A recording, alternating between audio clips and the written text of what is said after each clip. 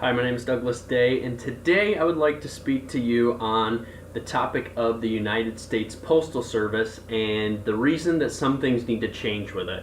So according to a CNS News article, the United States Postal Service loses on average over $42 million a day. That equals out to $15 billion per year. And if this was not a government-run organization, this company would have dissolved years ago with those financial numbers. The USPS needs to be viable organization again. The keys to making these changes include updating the services and mainly enhancing the customer experience. The main problem is outdated and unhelpful services offered by the United States Postal Service. The main service is for people to actually come in and use the post office, and that is just not something that happens that much anymore. According to infirmary.com, 200,000 post offices currently exist in the United States.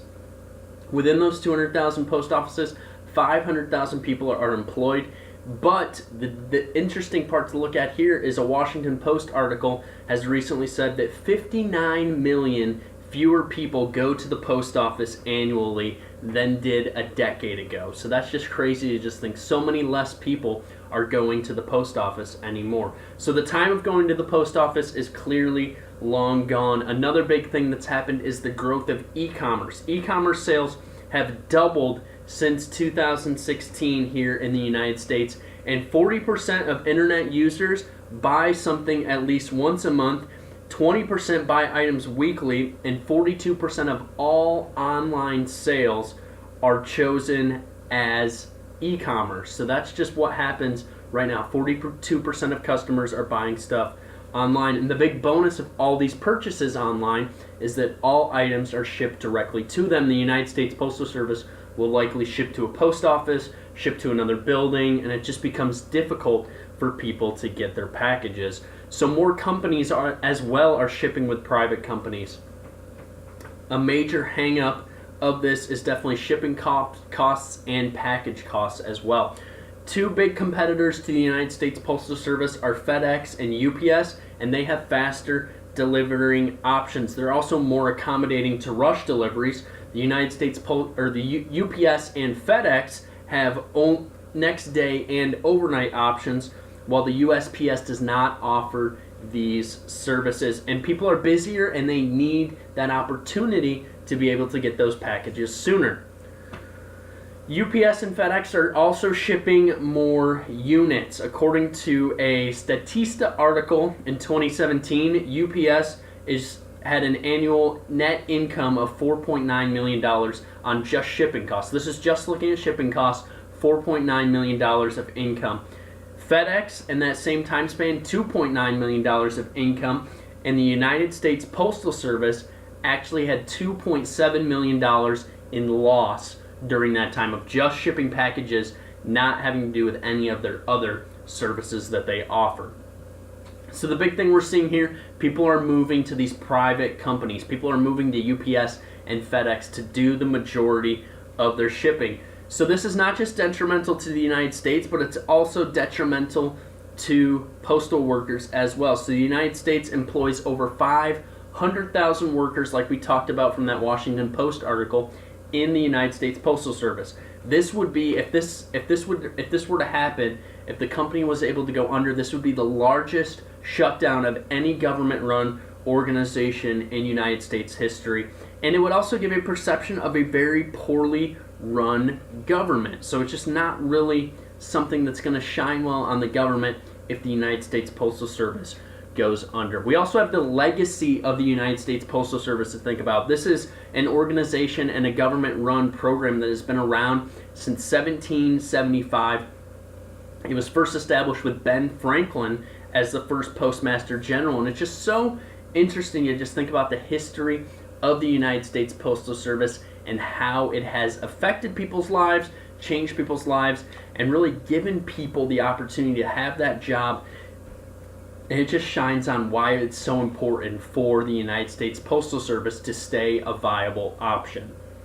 So what we need to do is we need to transform the purpose. We need to reshape the purpose of the United States Postal Service. We need it to become more e-commerce friendly. According to an article by Smart Insights, 40% of males and 33% of females that shop online want to get everything online. They want to be able to buy everything online and get it shipped to them quickly.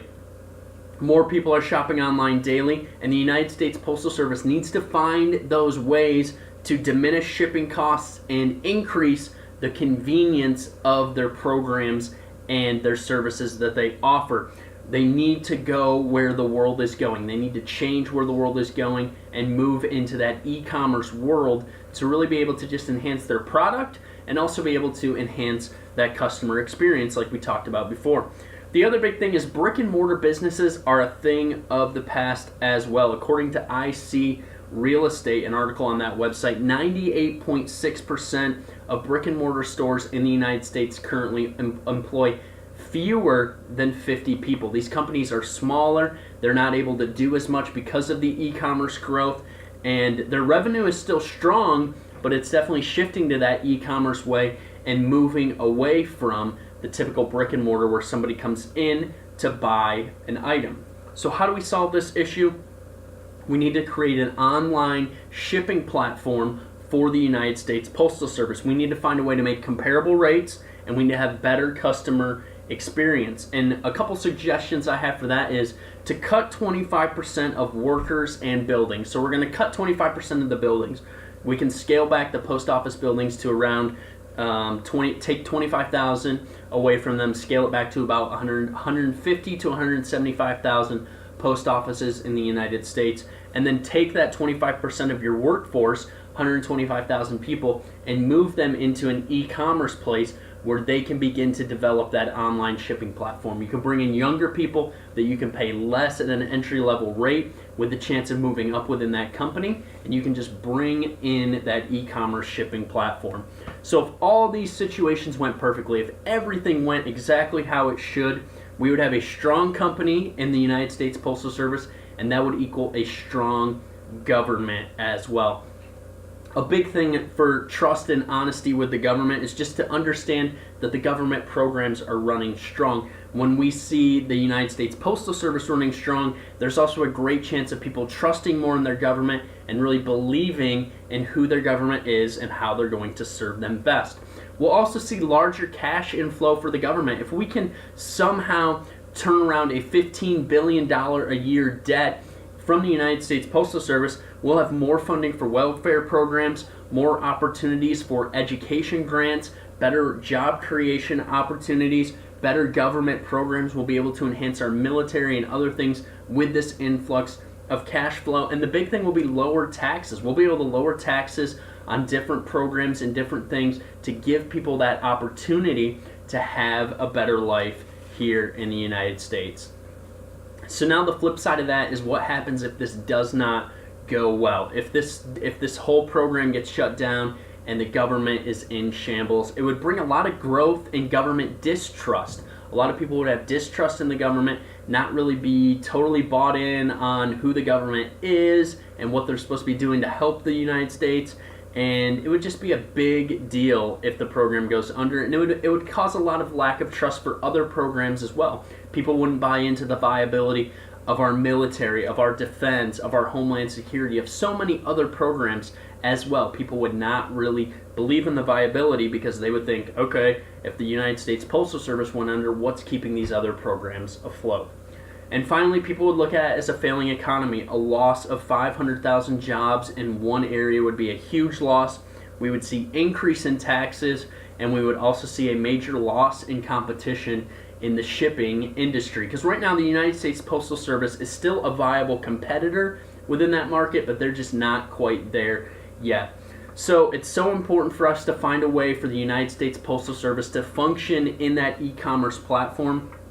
It would give great opportunity for job creation, technology growth, and business competition if the United States Postal Service can somehow turn the corner and get back to what they should be. It is a very important program to the United States, and we must make these changes to help the United States Postal Service stay afloat. Thanks so much for your time, and have a great day.